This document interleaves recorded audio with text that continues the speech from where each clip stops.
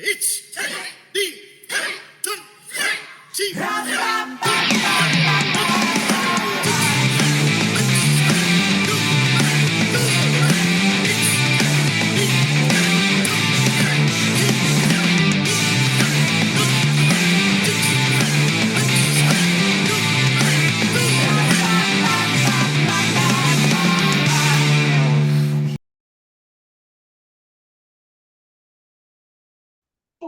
Hi guys. Where are you? What are you doing? I'm in Thailand training Muay Thai. And I'm knackered. I mean, how many sessions are you doing throughout the week? 12 sessions a week. 12 sessions. That's two sessions a day. 2 sessions a day, 6 days a week, and each session is 2 hours. And the sessions Yeah. are largely the same. Yeah. Oh, really? You know, because it's like everybody, as the axiom goes, everybody's got 2 legs and 2 arms. It's fucking simple. Sorry, are we allowed to swear on this podcast? It's all just kicking and punching, lads. That's it. How's how you finding it? Well, today is day 4. I just completed day 4, and I feel like I'm reaching I've just crested the hill of like adapting to the absolute physicality of it. The first 2 days were torture. I actually didn't think I would be able to manage a whole month. Then day 3, I was like, okay, everything is just kind of numb now. I'm just used to the pain. And day 4, I'm like, yeah, everything still hurts, but I just don't mind anymore. I'm thinking of that book, Angry White Pajamas, where he put himself through hell in that Aikido instructor's training course and just said, I just told myself my body was a piece of shit and got through it. So when I'm doing hundreds and hundreds of crunches and hundreds of push-ups, I'm just like, this is just a piece of shit. It's just so it hurts. Who cares? Just keep going. As Rick Jackson says, I know you're in pain. It's only pain. Just be in pain. Just be in pain. Exactly. It's great. He doesn't say just be in pain. He says just be in pain. Yeah. Just be in pain. Well, I don't know if we're jumping the gun, but I have had a little philosophical kind of accidental revelation during my Muay Thai training so far. And it's kind of like that. That's nice, man. Let's save it though and tell us first of all what the session's like. What's the session like? Okay. I arrive early to do my ball rolling, which is nothing homosexual. Is that what he ties it? They invite me early for ball rolling. Joke. Okay, ball rolling, yes. So I have a baseball that I carry around with me, and I roll my calves and my hips and everything, and I do some stretching, and then we start with 3 rounds of skipping. The rounds are 5 minutes long. You finish each round with 20 seconds of high knees with the skipping rope, and then 20 push-ups, 20 sit-ups.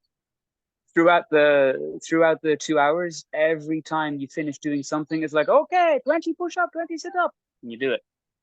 It's just so cool. I'm in bits. That was a great Thai accent. Oh man, I can. He's almost racist. Almost. That was great, man. Listen, I'm surrounded by them all day, every day. So that's just how they talk, okay? And then the skipping is finished. We make a big circle and they lead us through a bit of stretching. Stretching is a bit too quick for me. That's why I show up early, because I'm an old man. I'm an old decrepit man and I need to limber up properly. So we stretch and then they wrap our hands for us. Some people are like, oh, I can wrap my own hands. I get my hands wrapped by one of the crew. They call them crew. So crew Pesh, crew Bang, crew B, crew Wiz. That's all their names. And that's how you address them. Crew comes from guru. So that's pretty cool. So yeah, they wrap your hands and then so you've skipped, you've stretched, you've got your hands wrapped. Then you split into 2 groups and you're either on technique or pads. Technique means you have shin pads on and gloves on. You're with a partner and you're drilling combos and you're taking turns. So very, very similar to Hombu Dojo training. Except the combos involve elbows and knees and basically Muay Thai fighting rather than whatever, bunkai. So then you swap over to pads, and pads is pads. It is so exhilarating. It's so fun. And every trainer has such a different style. Sometimes it's just like fierce eye contact. And he's like, brother, look at me. Rhythm, brother. Rhythm. Okay. Okay, left kick. Wah! And That's a little bit more Nelson Mandela kind of accent, was it? Look at me, brother. Look. one of them's from South Africa. Yeah, no. Oh, there you go. As we should point out, is your side of the family. So you can legitimately skip that accent. Yes. Unlike the Thai. No, not couldn't. So they've all different styles. They're all so lovely. They're all so encouraging. And there's like sometimes in the big sessions, there's like 14 of them. There's loads of them. 14 instructors. Yeah. Well, sometimes there's only 9 or 10. Sometimes there's 14. It depends. The morning sessions are less busy than the afternoon sessions. So how many people are? Sorry, how many people are training with you, or in the class? In the mornings, I'd say 30 or 40. In the afternoons, 40 or 50. It's big. Wow. Yeah. Wow. It's big. But you always get those 3 or 4 rounds one-on-one with an instructor. And because I'm a very good boy, I'm always asking questions, and even if there isn't an instructor with me in some moment, I'm calling him over and I'm like, oh, when I do a kick and I turn the hip, is it like this? Is it like this? Am I doing it right? It's like typical Shotokan practitioner, always wants to talk about it. Just do it. Paralysis through analysis. No, listen, I'm fucking doing a lot. Okay. I'm doing plenty. I'm interested in the technique as well. And they appreciate it. They give you a little tip and then you do it and they're like, yeah, just like that. Have you noticed any what drastic difference in technique? Yes. Well, there's some really obvious ones. Like they really encourage you to swing your arm when you kick. And I gotta say, I really like it. It obviously helps. It's really helpful. Because you get that counter rotation, you get a stretch of the fascia, and it's like that stretch shorten cycle. You're producing a plyometric movement with your upper body. Yeah, it's amazing. Yeah, of course. And of course, we strive to be able to do it without swinging our arm. By switching the right muscles at the right time. Kick someone, we do it without. We'd kind of kick them, stun them, and then we'd like in, wouldn't we? I mean, it's like even punching. Right? That's what we do. You would love it here, Scott Sensei. You would love it here. You would love it here. Next Hombu Dojo trip, skip Japan. Just come to Thailand. So yeah, they really encourage you to swing the arm. Like you said, you kick a lot faster. You get that plyometric fascial stretch. You can recover easier. They're very concerned with you covering your face with your other hand when you do it. You can't just be out of control. So obviously when people are beginners, they swing their arms and they're out of control. You're supposed to swing your arm in Thai boxing, but in a controlled way. You're supposed to do it right. You're supposed to have your fingers open and, etc. So anyway, after pad work, you go to the bag. Partner holds the bag and you do 50 kicks with each leg. Then you do 50 double kicks with each leg. So that's 200. What is that, like 300 kicks? Yeah. And then you run out onto the road. There's like a laneway. There's a laneway beside the dojo, the gym. I'm just going to call it the dojo. And you tie it. You tie one. There's a rope tied around the tire. Everybody gets a tire, and you tie the other end of the rope around your waist, and you sprint up and down the laneway. And that's the worst part. That part is horrible. That sounds fucking horrible. It's a big tire off a big 4x4, and you have to drag it up and down the laneway 5 times. Wow. And some people go for the small tires. They come around and they bring you over and they're like, okay, big tire for the boy, small tire for the lady, medium tire for the lady boy. Big tire for the lady boy. And I see some big lads, twice my size, with half a fucking tire tied around them. Anyway, never mind. It's okay. Everybody's on their own journey. Like I say, you're a good boy. Good boy, Roy. You're a good trying boy. to be a good boy. They're overtaking me. Anyway, then you finish the but you see, we don't do the tire sprints every day. Sometimes instead of doing that, we do 20 minutes of clinching, which I have no experience in, but I'm learning. So that's really new. That's a new skill I didn't have before. And it's clinching, really like hard standing to up or grappling? Yeah, standing up, grappling. like holding on and like, yeah, okay. Yeah, holding on, pulling the crown of the head down, throwing knees, and trying to sweep. You have lots of experience about that, because I did it to you all the time. I never heard. I've heard learn by doing. I've never heard of learn by receiving. Receive wisdom. Yeah, I do remember that. Yeah. Oh, it's such a long time ago, Scott Sensei. Do you remember when I used to work at the Hombu Dojo? We were actually just talking about that after breakfast at breakfast this morning. We were chatting, and Ross Sensei thinks that you haven't left. It was like yesterday when you left, and I was like, I can't remember him teaching here. Well, I don't know if you like to be offended by that, but oh well. It's kind of pouring rain now. Can you guys still hear me clearly enough? Yeah. Oh, good. Anyway, so that's after it's not fucking finished yet.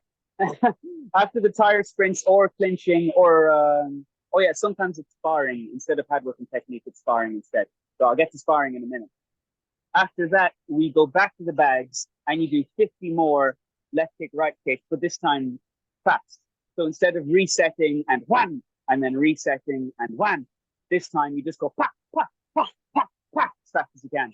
Get 50. You just shit, shit out 50 kicks as fast as you can. Cool. Then you do it on the left leg. Then you do push kicks, 50 on each leg, and then you do knees, 50 on each leg. And then you do the final bit of conditioning where you get a partner. Your partner gets a pad, just like the Thai pads we have at the Hombu Dojo, and they hit you on the belly with it. You lie down and you start doing crunches. And while you're doing crunches, they wallop you on the belly 200 times. Cool. 90 to 100 and 190 to 200. They do it as hard as they can. Savage. It's fucking hard. Yeah. And then you do the final bit of that's part of the final bit of conditioning. Then it's like crunches, planks, butter. You know Carl's core workouts that he used to do at the end of morning training. Yeah. Yeah, it's like that, but like twice as long. And then you're done. Then we bow and we all shake hands and we eat dinner. They feed us. Granddad Muay Thai is there, Grandpa Muay Thai. And Grandpa Muay Thai, as soon as we finish shaking hands, he's there going, eating.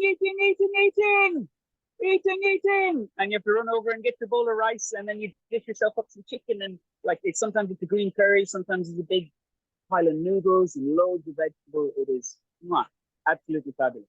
Wow.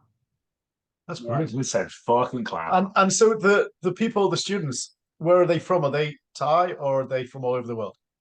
There's no Thai training. All the instructors are Thai. All the students, actually, 90% of them are French. I have no idea why, but there's French everywhere. I've been. Are you just speaking French to them because that's the only foreign language you can speak? I am German. It doesn't matter. I speak French. Yeah. Everywhere I've been in the last 9 months, I've just been speaking French. Colombia, speaking French. New York, bonjour. No, they're French. French everywhere. But yeah, no, they're all Westerners pretty much.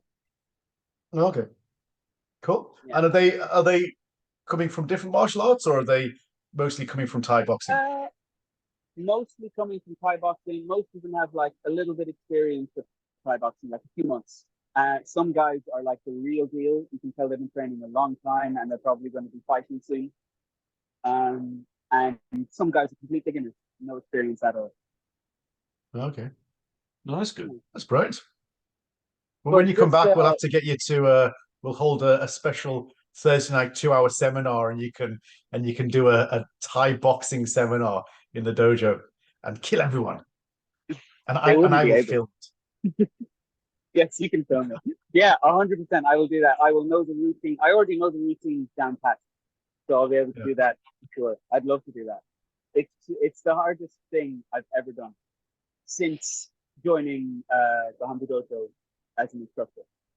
Yeah. Joining the And Hombu then Dojo at the end, like I can be the grandpa sensei and go, everyone drink now.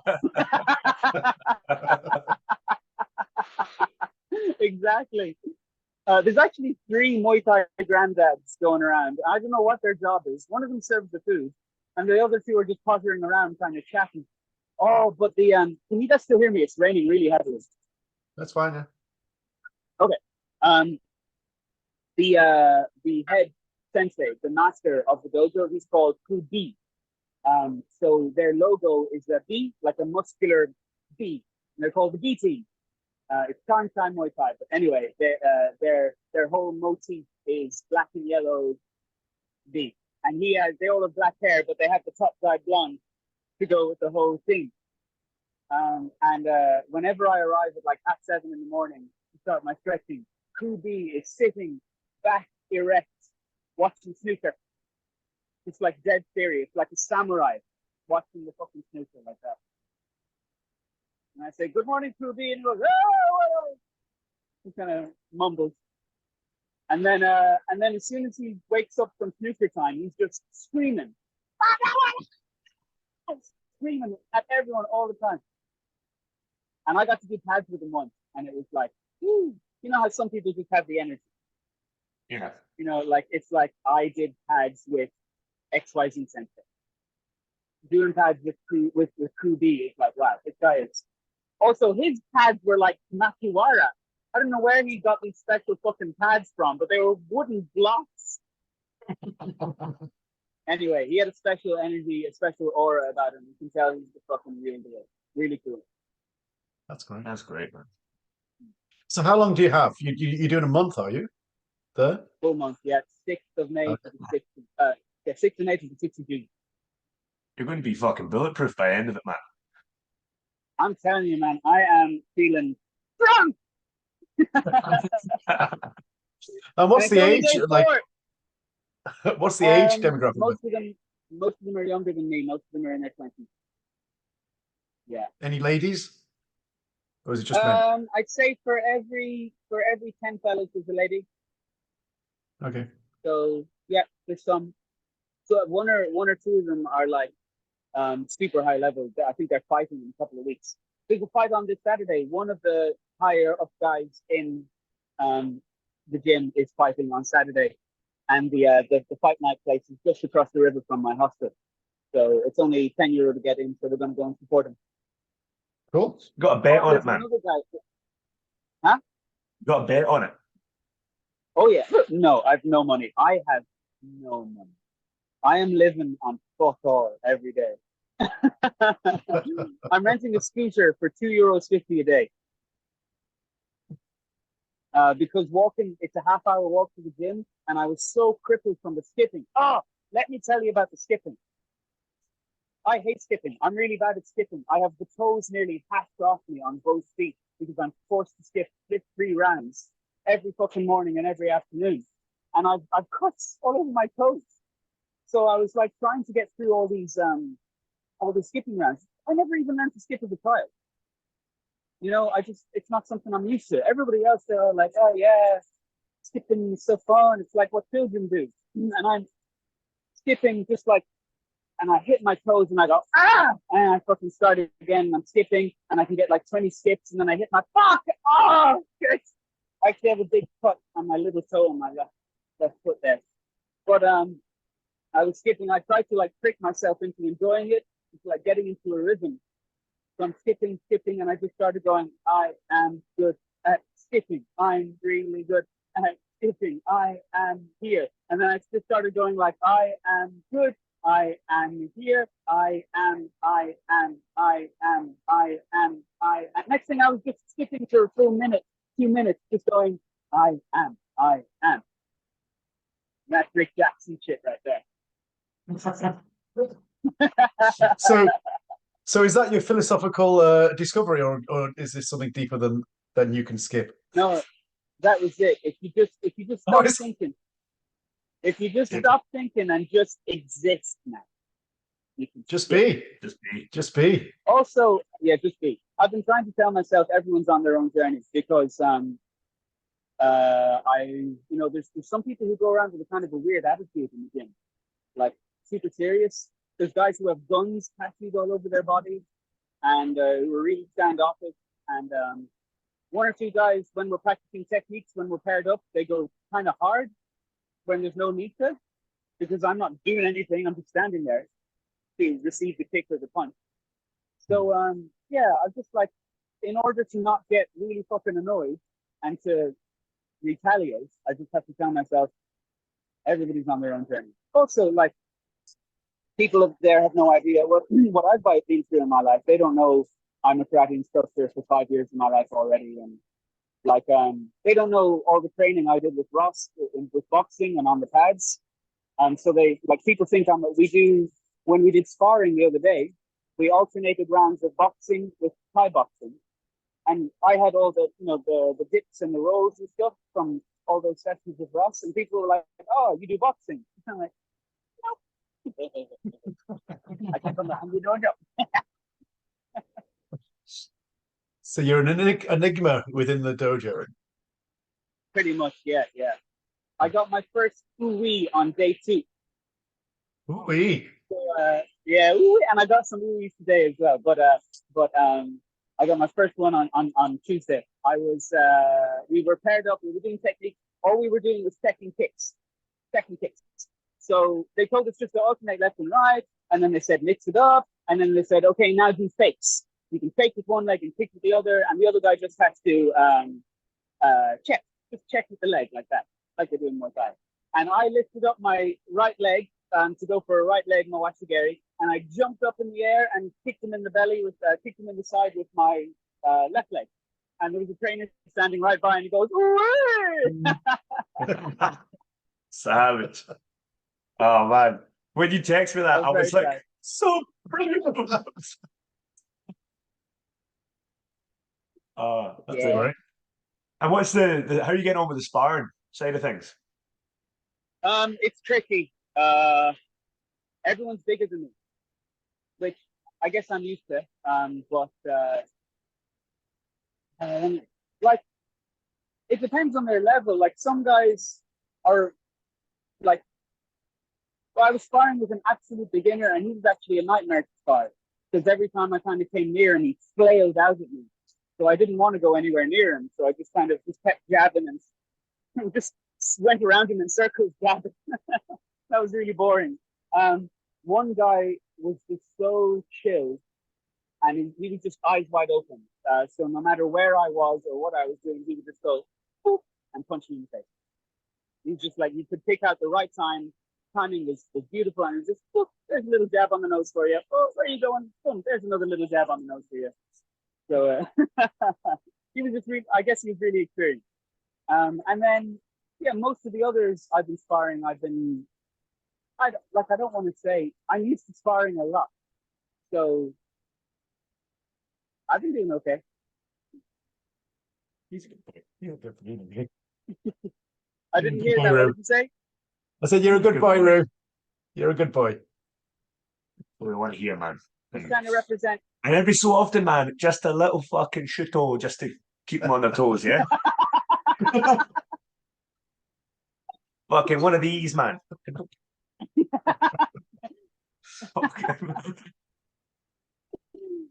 That's cool. So we last spoke to you. You were in Colombia, I think. Yeah. And we met in New York. We had a very nice Italian meal. That was probably the last decent meal you had, yeah? Yep. No. So I was in Colombia. I probably told you guys already. I was just training on the beach in Colombia. And New York I was just there for gigging, and I was really busy. So I was training in the park, but I didn't go visit John Mullen Sensei again, unfortunately, because he was so far away, way out in Staten Island. And Scott, we met in New York, and we had a beautiful Italian meal. But then, also when I got to New York, I met Sarah, and we had a lovely holiday in New York. But then I went to, I went to India. Yeah, that's what I'm getting to. That's what I'm saying. Like you literally was discarding clothes and stuff, and it's like, oh, take that home for me and take that home for me tomorrow. I fly to India. So yeah. So how was India? I didn't enjoy India at all. Oh, really? No, I had a terrible time in India. First of all, I got there and my hip was seized up again, and I was limping, and I was in an awful lot of pain. Whenever I carry my rucksack around, it's like 12 kilos, and whenever I carry that around for a day or two of traveling, my hip is in bits. So I did loads of research on YouTube, and I found out some stretches and rehab exercises I can do, and it started to work very slowly, but I couldn't do any training when I was there. Also, it was so hot. It was 35, 37, 39 degrees every day. I wanted to surf. The reason I stopped there on my way to Bangkok was so that I could surf, because I'd heard that this place in particular had good surfing. And in the end, I did do a couple of days of surfing after the rehab had helped out a little bit. But yeah, I just get so depressed when I can't train and when I'm injured. And I think I got a bit sick with stress while I was there. I spent one day vomiting, and then I hated the food. And I've always loved Indian food, but all of a sudden I hated Indian food. But I only had a few days left anyway. Also, the hostel situation there was so weird. I stayed in 5 different hostels while I was there. And in one of them, I was sleeping on a tent on the roof because it was the cheapest option. It was like €3.50 a night, and they had tents on the concrete rooftop. And it was so hot. €3.50 a night. Oh, mind you, he's only paid €2.50 a night for that place. Yeah, I'm paying €2 a night here, or €2.50. Yeah. But this place is nice. I'm actually inside a building with a bed. Well, you just have a hammock. So India was a bit pointless, was it? I did get to surf eventually, but also India is really dirty. There's litter everywhere, and I didn't jive with it. I didn't enjoy that particular culture shock. There are things that I experienced there which didn't. I just couldn't wait to get out. Yeah. Sorry. In balance, I have to say, I've taught in India twice, and both times were absolutely fantastic. And I was in Nagpur, and it was like one of the most beautiful places I've been in my life. And yeah, the cities can be a little bit dirty and chaotic and everything, but the countryside is unbelievably beautiful. Just a bit of balance there. But anyway, yeah. In case there's any Indians listening, I was in a certain place at a certain time, and I was in a certain way in my body and in my mind, and I didn't enjoy it. Yeah. Okay. But and then you got to Thailand, and Sarah was back over, was she? Exactly. Yeah. Yeah, we had two Sarah in New holidays York back to back. Yeah. Jesus. That poor girl. She's spending a fortune on you. I know. But anyway, we met in Bangkok, me and Sarah, and we went down to Koh Samui, which is a tropical island paradise. And we spent 10 days there in absolute bliss. The sun sets on the beach, and the noodles, and just like we've stayed in this amazing hotel with a pool, and we were drinking cocktails out of coconuts. It was a real nice change from sleeping in a tent on a concrete rooftop. Yeah. That's cool. Yeah. Oh, that's great. So we had our 1-year anniversary while we were there. Oh. I'm going to buy my hat for the wedding. You got your hat picked out? We'll get them ready. So you're there for a month. Then what's your plans moving forward? So maybe we should, because I go to Japan on Monday for 2 weeks, so maybe we should schedule that we talk to you at the end of the month and see how you've got on. But after that month, what's the plan then? After that month, I've another while until my flight. Well, I mean, I haven't booked my flight yet, but I reckon like early July, a few days into July, I reckon I'll head to Italy. So between, when the 6th of June comes around, I might just stay training if I'm really enjoying it. I might throw down some more money on the barrel head and do a couple more weeks of training. But also, I heard recently about a monastery nearby where you can go and stay and kind of like you help out, you do a bit of housekeeping. You also donate a little bit of money, but you don't have to donate a lot. And they teach you how to meditate, and you spend like 4 or 5 hours a day meditating and living the life of a novice monk. So that could be really cool. That could be a really cool experience, good, yeah. And it'd be cheap as well. I need some cheap options. Okay. And then to Trieste, and how long are you going to be in Trieste for? A month? Until I'm absolutely out of money. Okay. Yeah. I'd love if I could get a month. Yeah, if I could get 2 months, I'm going to really try. As long as I can, until I have to come home. I want to learn as much from Paolo Sensei as I can. He is gonna. I texted him saying, can you recommend me some cheap accommodations in Trieste? And he just said, we'll work something out. So I reckon that means it's going to be okay. I don't know. And so also, yeah, we'll Gagik is going to be there at the same time. No way. Interesting. Yeah. Gagik's training with Paolo Sensei for a month. No way. That's so cool. He's doing a little internship, is he? Yeah. I'll have someone to carry my towel.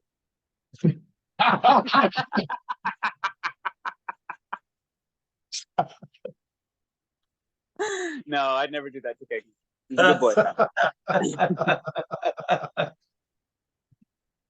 Oh, well. So you'll have a friend anyway. That's great. Oh, and you guys are all going to the Slovenia course. Mm. Love the Slovenia course there. Go for it. Yeah. So we'll be there at the end of June. Yeah. Who's all going? Ross, you're going. Tommy's going? Yeah, Tommy, Karen, Gagik, Diran.